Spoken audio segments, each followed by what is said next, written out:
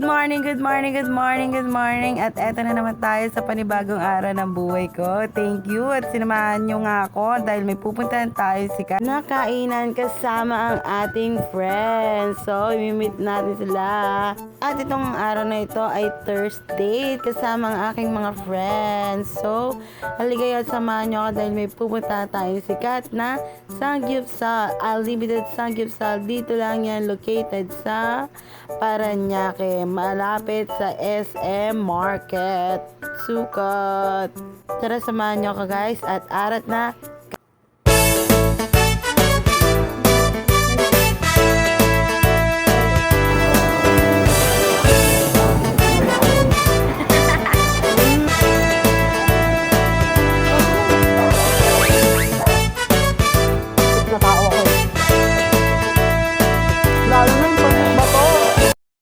Eto guys, sobrang init. Napastop ako sa bahay ni Lucet. Kasama ko kapatid niya. Magpanilis na sila sa akin. Magpanilis na ka kay Lucet. Nakikita niyo yan? Yan. Yan. Oh, malamadam. Eto. Ayaw magpakita oh. Oh. Ang init. Dahil sa init ng panahon, dating hindi naliligo. Ngayon, 3 times a day na. congratulations sa summer. Yung napastop nga tayo dun guys dahil sa sobrang tindi ng init. Kayo rin ba guys napapastop dahil sa sobrang tindi ng init? At sa init nga nagkaroon nga dito sa akin na daanan ng sunog. Sobrang init ang panahon. Yung mga tuyong puno na sunog. Dito banda sa may Sukat Highway. Punta sa may sakayan.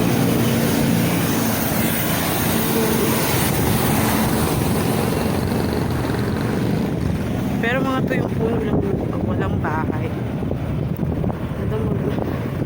Napakalakas nga ng hangin dyan guys. Kaya feeling ko dahil din sa hangin kaya mabilis ang pagkalat ng apoy.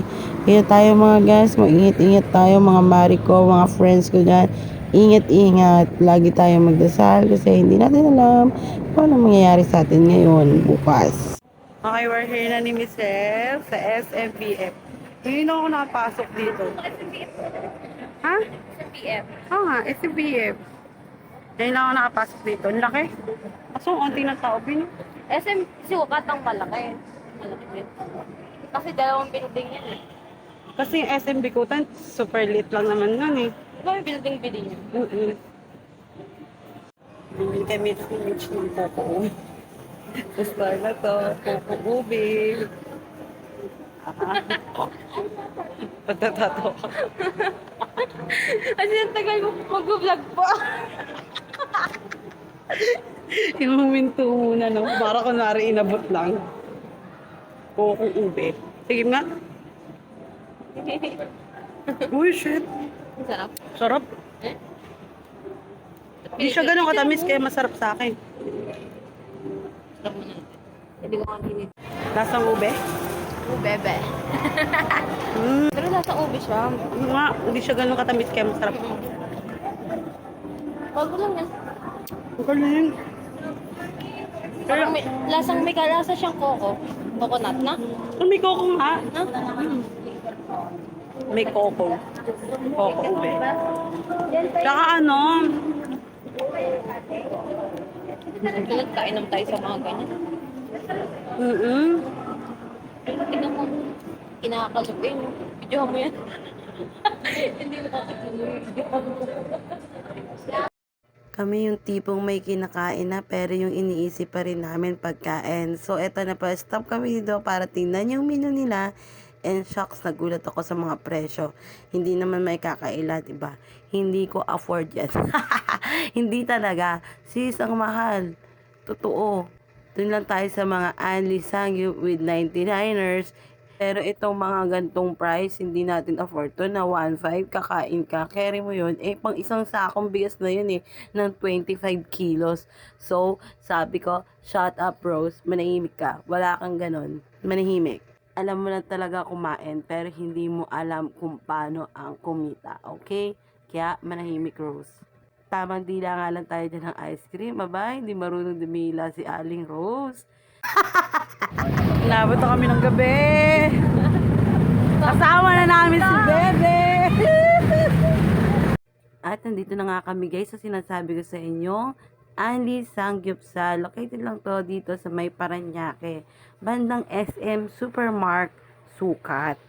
Arat na guys at samahan nyo akong tikman ang Sogi Sangyupsal 199 Anli Sangyup na.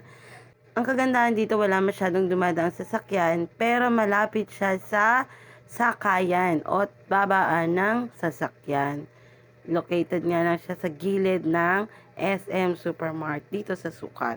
So, arat guys, pasok tayo. Ito yung menu nila. Nandito lahat. Kung ano yung mga side dish na gusto mo, ikaw ang pipili at unli yun lahat. Sobrang dami nga na kumakain dito sa Sogi Sangyupsal 199. Unli na siya. Ang maririnig mong ingay, yung galing lang mismo sa loob.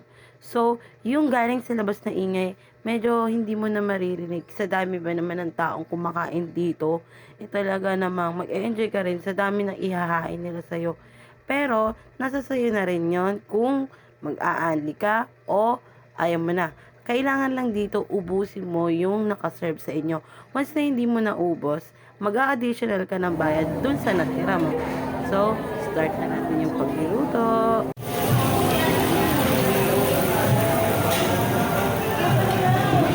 Ito na nga pala guys yung mga side dish na in-order namin. Merong pipino, patatas, banana, fish cake, kimchi, at saka yung kulay pink nila na labanos. Hindi ko kasi nakalimutan ko yung tawag nila. Sorry first time ko kasi dito sa Sangyupan. At tig-iisang rice na nga lang din pala yung in-order namin. Kasi feeling namin di namin kakayanin itong ubusin. At ito na nga, sinimulan ko na lapang dyan. Mga guys, alam nyo naman ako. Subo ko subo. At ready ako dyan. Dahil talagang binigay todo ko ang bodega ko ngayon. Hindi ako kumain sa maghapon para marami akong makain. Actually, kung matatandaan ko, puro lettuce talaga yung binanatan ko dito. Tsaka yung labanos at pipino. Pati na yung cheese. Shoutout nga pala sa Sulgi. Napakasarap ng cheese nyo po dyan. Talaga pong babalik-balik po kami. At sisiguraduhin ko po na walang matitira sa aming plato para wala pong additional na babayaran. And thank you nga pala sa mga friends ko na talagang lagi ako ini-invite nila. Thank you. Sana na-enjoy din kayo. Talaga laging kasama ako sa mga side nyo. Thank you talaga. At alam nyo ba ngayon ko lang ito nararanasan. Kasi hindi naman tayo palagala na tao at taong bahay nga lang tayo. Salamat nga sa dalawang kasama ko dito na talaga namang pinaparanas sa akin yung mga bagay na hindi ko nararanasan. Nakakahiyaman sa inyo na lagi nyo akong saibit pero nag-thankful ako na lagi nyo ako sinasama. Kaya, super happy talaga ako. Hindi nyo alam kung gaano ang saya na nararamdaman ko. Sobrang saya ko talaga mga B. More kain pa, more banding pa together, and more chika pa tayo together. So, marami pa tayong pagsasamahan. And, thank you. At sobrang na-enjoy ko talaga nakasama kayo. Lalo na kung mga food trip ang galaan. Alam nyo naman, na dyan tayo magaling. Wish ko sa dalawang kasama ko dito ngayon na sana maging successful kayong dalawa at more blessing pa sa inyong dalawa para more gala and more kain na saibit nyo ako palagi.